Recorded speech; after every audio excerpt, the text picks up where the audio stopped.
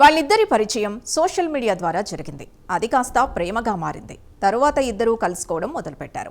కలిసి తిరిగారు. ఇంతలో ఏమైందో ఏమో ఇద్దరి మధ్య గొడవ జరిగింది. ఈ క్రమంలో ప్రియురాలిపై కోపంతో ప్రియుడు ఆమె ఫోన్ నెంబర్ని బ్లాక్ చేశాడు. అంతే, అదే అతని పాలిట శాపమైంది. ప్రాణాలు తీసింది. ప్రియురాలిని కటకటాల వెనక్కి నెట్టింది. ఫోన్ నెంబర్ బ్లాక్ చేసిన ప్రియుణ్ణి కత్తితో ప్రియురాలు చంపిన తీరును చూసి జనాలు ఉలిక్కిపడ్డారు. స్థానికంగా ఈ సంఘటన సంచలనాన్ని రేకెత్తించింది.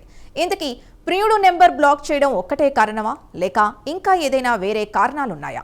ప్రియుణ్ణి పక్కా ప్లాన్తో ప్రియురాలు హత్య చేయడం వెనుకున్న కారణాలేంటి? Let's watch. మొన్నటి వరకు భార్యల చేతుల్లో భర్తలు దారుణంగా హతమైతే ఇప్పుడు మరో కొత్త ట్రెండ్ స్టార్ట్ అయింది.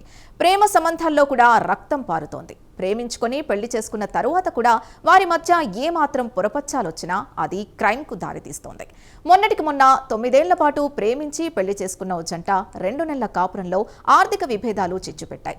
20,000 తన డబ్బులు డ్రా చేసుకుని ఆన్లైన్లో జూదమాడాడని భార్య భర్త గొంతు నొక్కి చంపేసి ఆత్మహత్యగా చిత్రీకరించే ప్రయత్నం చేసింది. కానీ అడ్డంగా బుక్కై ఇప్పుడు ఊచలు లెక్కబెడుతోంది. ఇక ఇదిలా ఉంటే కొన్ని రోజుల క్రితం వికారాబాద్లో ఓ యువతి తన ప్రేమకు అడ్డు చెప్పిన తల్లిదండ్రుల్నే మత్తింజెక్షన్లిచ్చి దారుణానికి ఒడిగట్టింది. ఈ ఘటనలో ఆ యువతి తల్లిదండ్రులు ఇద్దరూ ప్రాణాలు కోల్పోగా ఆమె ప్రస్తుతం జైల్లో ఉంది. ఇలా ప్రేమ కోసం ప్రాణాలు తీస్తున్న వాళ్ళు, ప్రేమిస్తున్న వారి ప్రాణాలే తీస్తున్న వాళ్లతో ప్రేమకే మచ్చొస్తోంది. ఇదిలా ఉంటే తాజాగా ఛత్తీస్గఢ్లో కేవలం తన నెంబర్ బ్లాక్ చేశాడనే కోపంలో పెంచుకున్న పగతో రగిలిపోయిన ఓ యువతి చేసిన పనితో అందరూ షాక్ అవుతున్నారు. కత్తితో ప్రియుణ్ణి విచక్షణారహితంగా ఆమె పొడవడంతో అతడు రక్తపు మడుగులో అక్కడికక్కడే ప్రాణాలు వదిలాడు. దీంతో ఈ సంఘటన దేశవ్యాప్తంగా సంచలనం రేకెత్తిస్తోంది. ఇక వివరాల్లోకి వెళ్తే బిలాస్పూర్ సివిల్ లైన్స్ పిఎస్ పరిధిలో ఈ ఘటన జరిగింది. 25 ఏళ్ల ప్రసాద్ సూర్యవంశీ అనే యువకుడు స్థానిక శుభం విహార్ టీచర్స్ కాలనీలో అద్దెకుంటున్నాడు. స్టార్ హోటల్లో పనిచేస్తూ ఉంటాడు. అతడికి రోష్ని సూర్యవంశీ అనే యువతితో కొంతకాలం కిందట పరిచయం ఏర్పడింది. ఆ తర్వాత ప్రేమగా మారింది.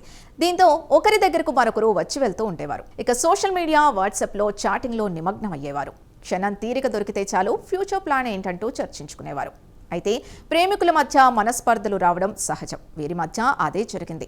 ఆ తర్వాత ఎడముఖం పెడముఖంగా వ్యవహరించారు. ఇదే క్రమంలో ప్రసాద్ తన ప్రియురాలి ఫోన్ నెంబర్ బ్లాక్ చేశాడు. ఉన్నట్టుండి ఫోన్ బ్లాక్ అవడంతో యువతి షాక్ అయింది.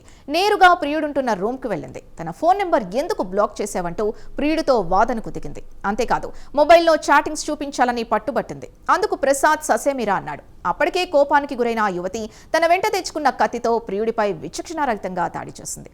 అప్పుడు గానీ యువతి కోపం తగ్గలేదు. తీవ్ర గాయాల పాలైన ప్రసాద్ అక్కడికక్కడే మృతి చెందాడు. ఈ ఘటన గురించి సమాచారం అందుకున్న వెంటనే పోలీసులు అక్కడికి చేరుకొని నిందితురాల్ని అదుపులోకి తీసుకున్నారు. పోస్టుమార్టం నిమిత్తం ప్రసాద్ మృతదేహాన్ని ప్రభుత్వాసుపత్రికి తరలించారు. నిందితురాల్ని అదుపులోకి తీసుకుని విచారిస్తున్నట్టు బిలాస్పూర్ ఎస్పీ తెలిపారు. రోష్ని సూర్యవంశీ సీపట్ ప్రాంతానికి చెందిన యువతి. బిలాస్పూర్లోని కుడుదంద్ ప్రాంతంలో అద్దెకుంటోంది. ఇక ఈ ఘటన స్థానికంగా పెను సంచలనాన్ని రేకెత్తించింది.